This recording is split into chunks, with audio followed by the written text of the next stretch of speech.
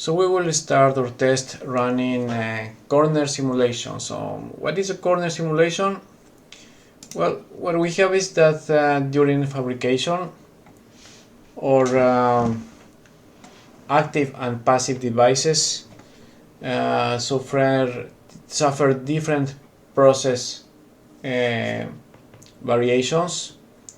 It may be, for instance, that the thickness of the oxide in the transistors it is different from batch to batch. The dopings might also change, and it will result that basically the transistor will be behaving a little bit different. Some of these changes happen in all devices at the same time, meaning that all the devices will behave will change their behavior, but at the same time, all will become faster or all will become a little bit slower.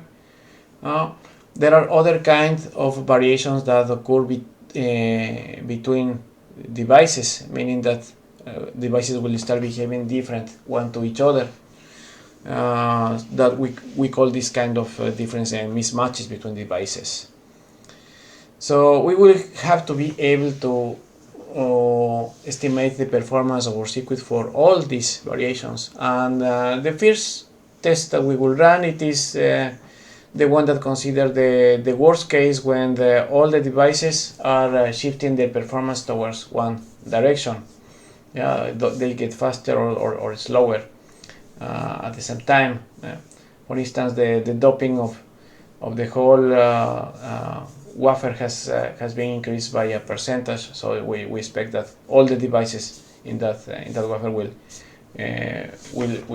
change the performance in the same amount. So these changes are statistic, and the very worst case is normally defined by the 3 sigma corner, and that is what we call this kind of simulations a corner simulation. So the 3 sigma will basically cover 99.98% of the cases. So we have different corners for simulating our circuits. It is not only the transistors that have variations. We have also our resistors and capacitors that have variations. So we have to simulate the transistors and capacitors. We have diodes or other components. We also have to simulate those ones. So let's take a look what we have been simulating until now. So most of the things that we have done, it is automatic, so we really don't see what kind of models we have been simulating. But we double click here. Here in the ADXL window, we can go to model libraries, and then we can take a look the models for all the devices that we have been simulating. And then let's go very quickly. The first file is a config file that it has been selected the default section. So it's basically some configuration and constants that are needed for all the PDK. The parameters this include it is selected 3 sigma. It is possible to select something else, but the default is 3 sigma. This one includes the random variables that are needed for the statistic variations, and then these are common for all the models. Then we have the BIF, that is for bipolar transistors, bipolar models. There are models for bipolar transistors, and it is selected the TM, that is typical model. So that will be basically the mean in the standard deviation, in the statistic variation. So that will be the mean value. Then we will have a model for the capacitors. Also, it is selected the average value, the mean value. We have a model for diodes. It's also the default. It is selected the typical model. For most transistors, also selected the typical model. And then we see that inside, if we click it here, we have different alternatives here. So the one for the transistor is very interesting. It has, beside the typical model, we have the WP, that it is the worst power. That is when it consumes a lot of power. In several designs kit, this is called fast because both the NMOS and PMOS transistor become faster, and then they consume more power. We have also the worst speed. Then it's exactly the opposite. Both transistors are slow, meaning that their threshold voltages are higher, and then they consume less power. So this is a slow corner, worst speed. In some design kit it is called slow. And then we have the WO, that it is worse 1. That means that we have that the NMOS it is slow and the PMOS is fast. And then we have the worst 0, that it is the opposite. We have that the NMOS it is fast transistors and the PMOS is a slow transistor that will give a low transition to 0 in a digital circuit. So those are the options, and then we have options for all. No, for instance, for the capacitors, we have typical worst power, that it is when the capacitor it is small, and worst speed when the capacitor it is the value of the capacitor it is large. So, and then we have also for the resistors here. For the resistors we have worst power and worst speed also. So worst power it is when the resistor it is smaller, the minimums, and worst speed is when it is a large resistor. The last one, it is not enabled. It is MC means Monte Carlo. So we will come back to this one when we run Monte Carlo simulation. So think about this. All these sets are enabled in typical values. So we will be changing, but we will not change them here. For changing, we have a really nice tool, and the tool it is here. We have to click here to add corner, and then we have the following window. And here in this window, we see that it is selected the nominal by definition. We click here on model files. We click in import from test, and it will pick up the models that are here selected in this test. And then we click OK.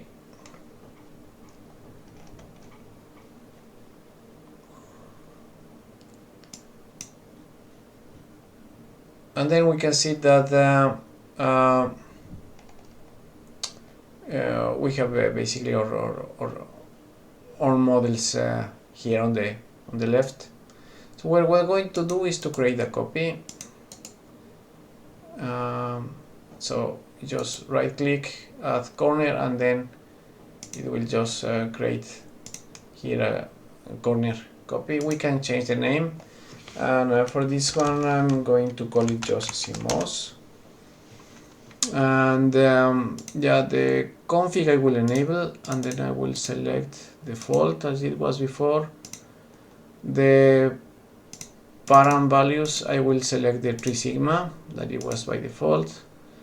The bipolar, I will put the typical. The capacitor, I will also select the typical. Diode, also select the typical.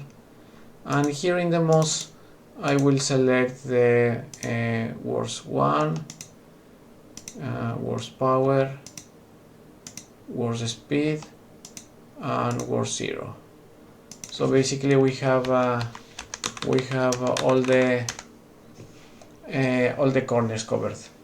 Here for the photo I will leave it the typical model, and for the resistors also the typical. And the last one it is disabled. It was disabled. Okay, so we will keep it disabled, and that's it. These are my CMOS corner. I pressed OK, and then you will see that there is here a corner here also. Now I have it enabled. Let's run it.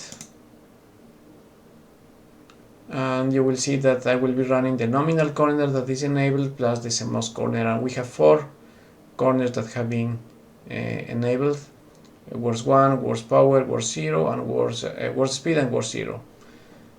So I will run the simulation, and now it is basically running all my simulations for these 4 corners plus the nominal corner, and then I can see how my circuit behaves. Let's take a look.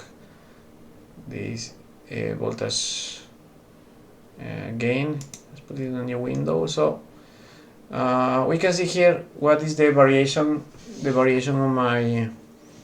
on my AC gain, small signal gain over corners. Okay, so I ran for 4 corners, and you see, due to the extremely high loop gain, there is almost no variation. It is very little, and it is as it's supposed to be in a very well designed negative feedback amplifier. This should not change. If for some reason there is something strange, for instance, one of the curves goes down and it is clearly there is something wrong, then you have to debug it. So typically what you do is to check which of the corner produce the error. So you can check it here. Let's assume that one of these corners produce the error. You check the value of the corner.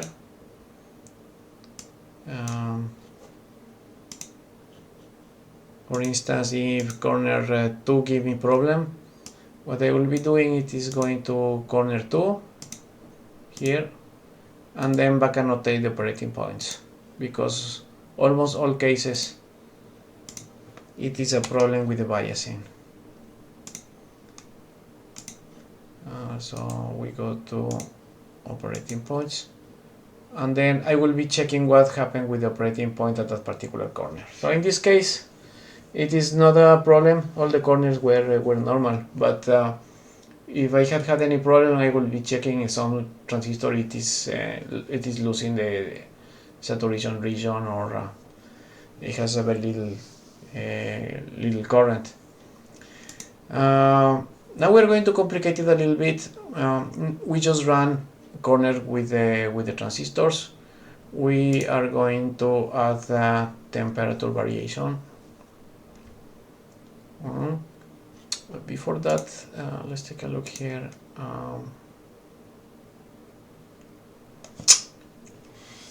For this simulation, I will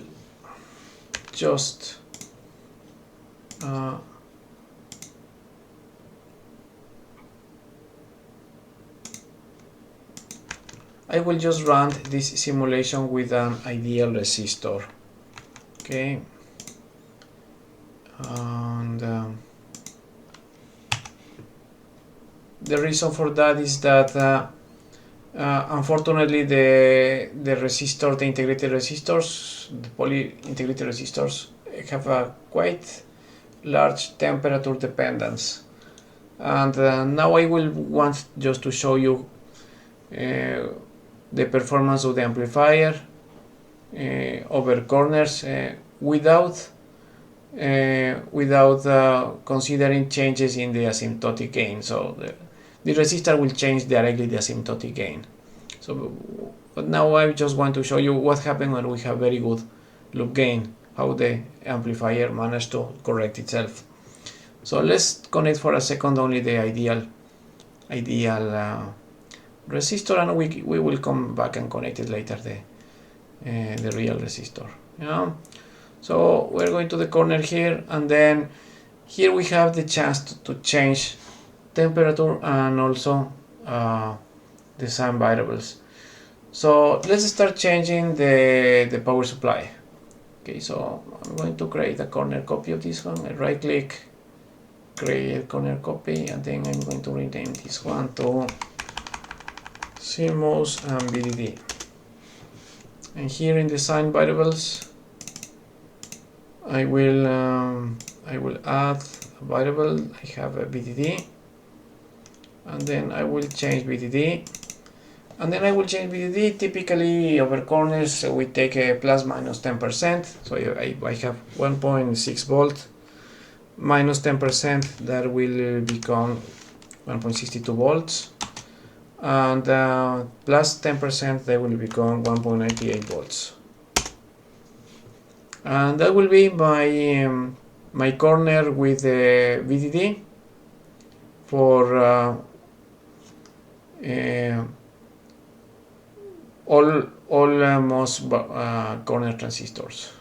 So let's take a look what happened when I run this one. So then I can unselect the CMOS because I'm going to run CMOS VDD. Let's run many corners at the same time, so we can change this to 8. And okay, we just take a look now. And now it is expanding. Now we have I'm going to run 8 corners of this test.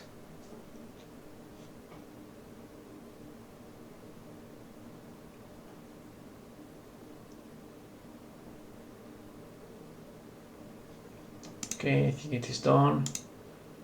So we check. Let's send it this one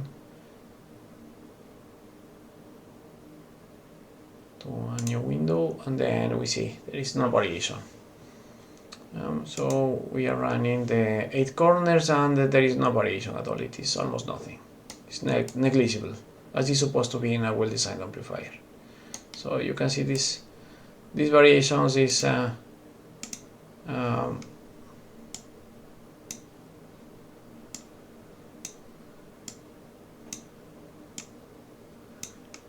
these variations in the mid band, it is very little. So 997 to 998.5, so it is almost nothing, as it's supposed to be. Now let's add the temperature variation. So we do the same.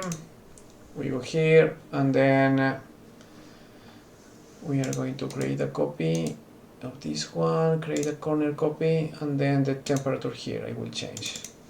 And then I will use an industrial range that will be minus 40 to 85 degrees.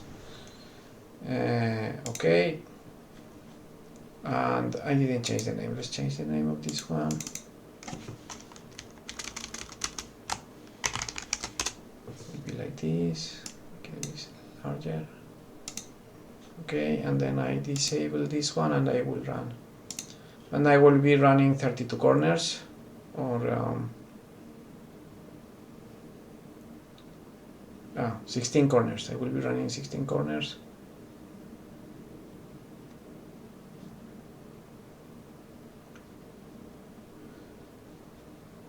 Now it is ready, so let's see.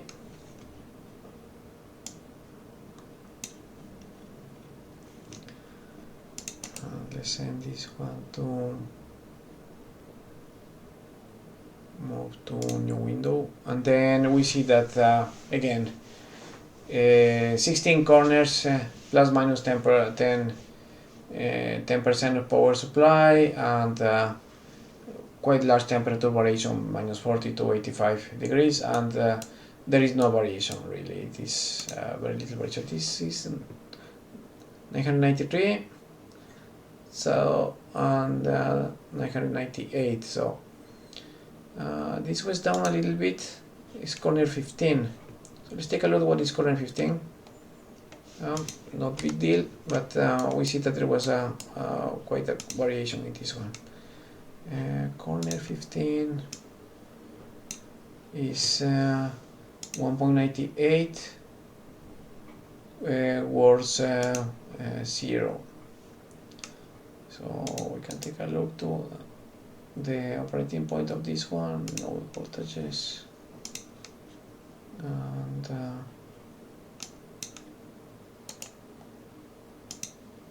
operating point, and then let's see what could have been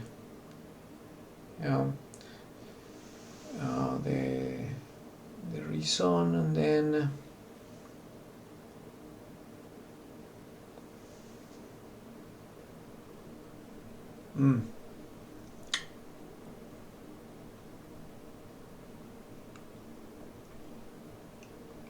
where we can see that for this corner 15, it is worse 0.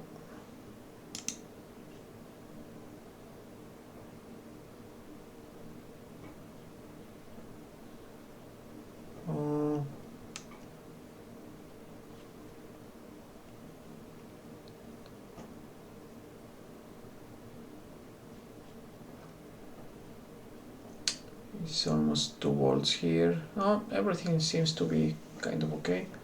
Very little variation. It's just noticeable here. Oh. Okay.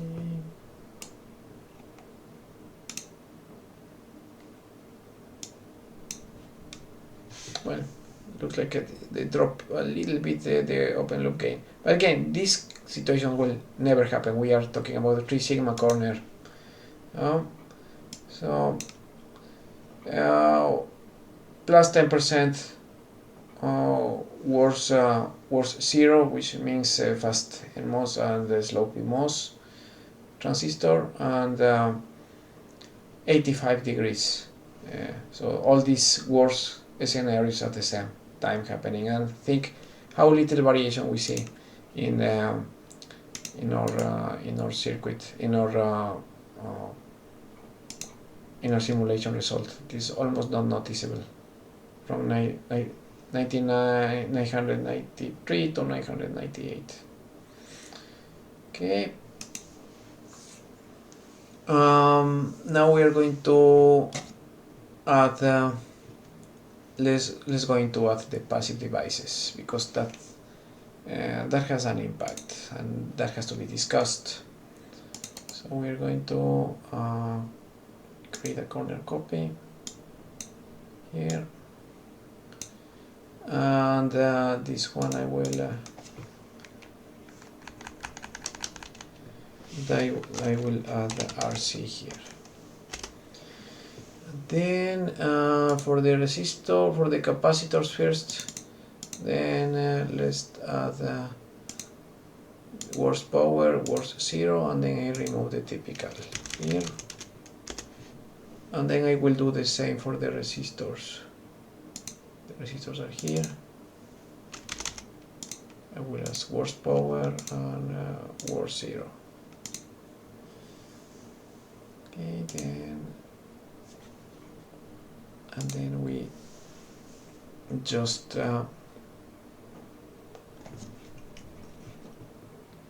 simulate the last corner, and then we send it to simulation. So now we are simulating 65 corners, which it is quite a large number of corners.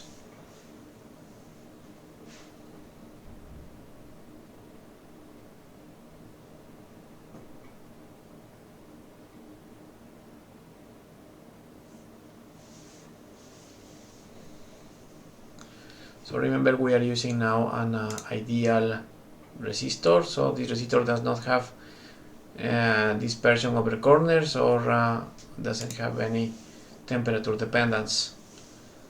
So we are assuming that we have a perfect resistor there. So we are done with our simulation. Let's plot it. Okay, and then let's move this one to new window. That will be moved to new window here, and then 65 corners, and the capacitor is changing, and that capacitor will naturally change the position of the pole in the asymptotic gain and in the pole here in the total transfer function. No? Let's put this in decibels so we can see we can actually see how it filters. No? The signal. So there is a quite high impact at higher frequencies, because the asymptotic gain is changing. No? This capacitor, it is placed in the feedback network, and then it is changing the position of the polling in the asymptotic gain. If we see we can see that there is almost no variation at mid frequencies. The loop gain guarantees that there is little or no variation over corners, which is really powerful if you think the enormous variations that we are having over corners right now. So the loop gain it is really holding very nice. What you can really not hold it is variations on the component in the feedback network. So let's bring it back now. That resistor here, we disconnect our ideal resistor and we connect the real resistor from the PDK that has process variations and temperature dependence. And let's run the simulation again.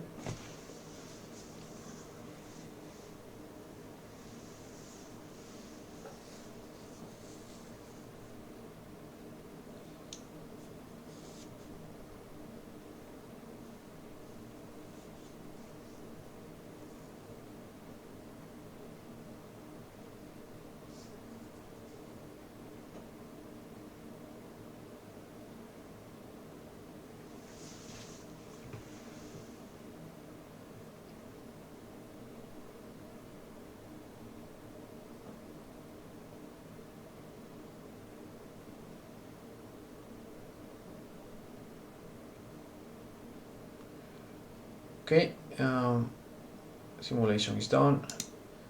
So let's plot it. And then we have something different.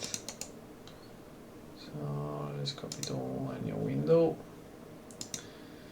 And then we have a different situation. Let's first identify the typical condition. So this is at 27 degrees and with the typical models. Okay, so let's take this one down. This is corner number 6. So let's take a look to corner number 6. Corner number 6 is here. Where was the resistor? Okay, the resistor is the second from the bottom. So corner number 6 is a worst power. So it is a lower resistor as I expected. Okay, so corner number 6. From the typical value, it reduces. It has reduced. Yeah, so this is a worst power. And this was done at a temperature of -40. And let's check this one. That is 29. Corner 29. This is worst power at 85 degrees.